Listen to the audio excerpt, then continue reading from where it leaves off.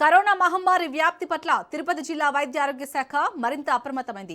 పొరుగున ఉన్న కడప జిల్లాలో కరోనా లక్షణాలతో 2 మృతి చెందడం, తాజాగా నెల్లూరు జిల్లాలో కూడా కోవిడ్ కలకలం సృష్టించడంతో జిల్లా యంత్రాంగం ముందస్తు చర్యలు చేపట్టింది. తిరుపతిలోని రుయా స్విమ్స్ ఆసుపత్రుల్లో ప్రత్యేక కోవిడ్ ఐసోలేషన్ వార్డులను అందుబాటులోకి తెచ్చారు.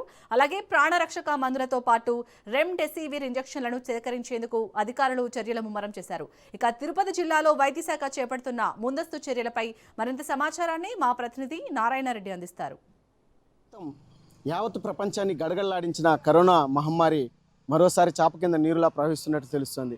ఇప్పటికే దేశంలో కరోనా పాజిటివ్ కేసులు నమోదు కావడంతో అటు కేంద్ర వైద్య ఆరోగ్య శాఖ, ఇటు ఆంధ్రప్రదేశ్ వైద్య ఆరోగ్య శాఖ కూడా అప్రమత్తమై తగు జాగ్రత్తలు కూడా చేపడుతున్న పరిస్థితి కనిపిస్తుంది. దీనికి సంబంధించి ఇప్పటికే అంటే జూలై మొదటి వారంలో కడప జిల్లాలో 8 కేసులు నమోదు కాగా అందులో 2 మరణాలు సంభవించడం కూడా తీవ్ర దిగ్భ్రాంతికి గురి చేస్తున్న పరిస్థితి కనిపిస్తుంది.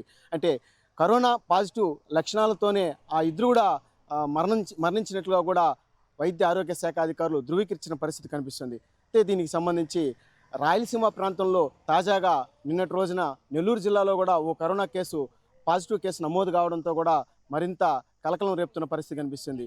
అయితే తిరుపతి జిల్లాలో అంటే రాయలసీమకే తలమానికంగా ఉన్న తిరుపతి జిల్లాలో కూడా రోయాస్పేటల్లో ప్రత్యేకంగా 5 బెడ్లతో కూడా కరోనా ఐసోలేషన్ వార్డును కూడా ఏర్పాటు చేయడం జరిగింది. అదేవిధంగా నిత్యం శ్రీవారి దర్శనార్థంను దేశం నలుమూల నుంచి వివిధ రాష్ట్రాలకు చెందిన భక్తులు కానీ యాత్రికులు కానీ పెద్ద సంఖ్యలో తిరుపతి నగరానికి తరలి వస్తుంటారు.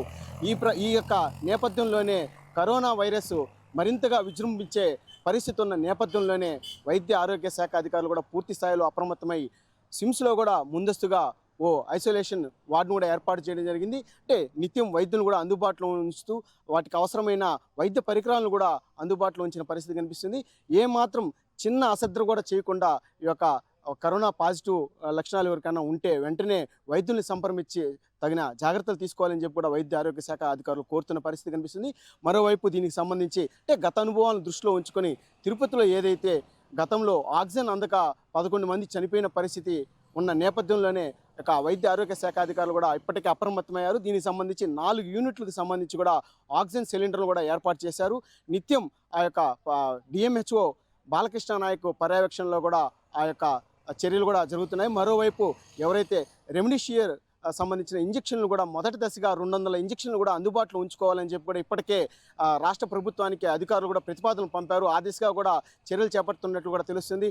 తప్పనిసరిగా మాస్కులు కూడా ధరించాలని, అదేవిధంగా ఏదైతే ఈ యొక్క లక్షణాలు ఉన్నాయో తుమ్ములు, జలుబు, అదేవిధంగా జ్వరము, అదే ఒళ్ళు నొప్పులు ఏదైనా ఉంటే వెంటనే వైద్యులను కూడా సంప్రదించి తగిన జాగ్రత్తలు కూడా పాటించాలని కూడా చెప్పడం జరుగుతుంది. అంటే పూర్తి స్థాయిలో ఇప్పుడిప్పుడే అంటే 5 ఏళ్ల తర్వాత ప్రజలందరూ పూర్తి స్థాయిలో కోలుకొని సాధారణ పరిస్థితుల్లో ఉన్న నేపథ్యంలోనే మరోసారి ఈ యొక్క కరోనా మహమ్మారి పడగ విప్పుతున్న నేపథ్యంలోనే ప్రజలందరూ అప్రమత్తంగా ఉండాలని కూడా చెప్పడం జరిగింది.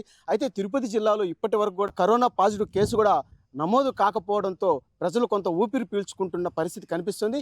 అయితే మొత్తం మీద కూడా ఆ యొక్క కరోనా మహమ్మారిని ఎదుర్కోవడానికి కూడా తిరుపతి వైద్య ఆరోగ్య శాఖ అధికారులు కూడా సన్నద్ధంగా అయినట్టు కూడా తెలుస్తుంది. అంటే పూర్తిగా ఈ యొక్క మహమ్మారిని ఎదుర్కోవడానికి కూడా ఇప్పటికే పిహెచ్సి సెంటర్లు కానీ, వైద్య ఆరోగ్య కేంద్రాలు, అదేవిధంగా సిఎస్సి సెంటర్లు కానీ, మెయిన్గా ఏదైతే సూపర్ స్పెషాలిటీ హాస్పిటల్లో కూడా దీనికి సంబంధించి మందుల్ని అవన్నీ కూడా అందుబాటులో ఉంచుకోవాలని చెప్పి కూడా అధికారులు చెప్తున్న పరిస్థితి కనిపిస్తుంది. కెమెరామెన్ రమణతో నారాయణ, రాజ్ న్యూస్, తిరుపతి.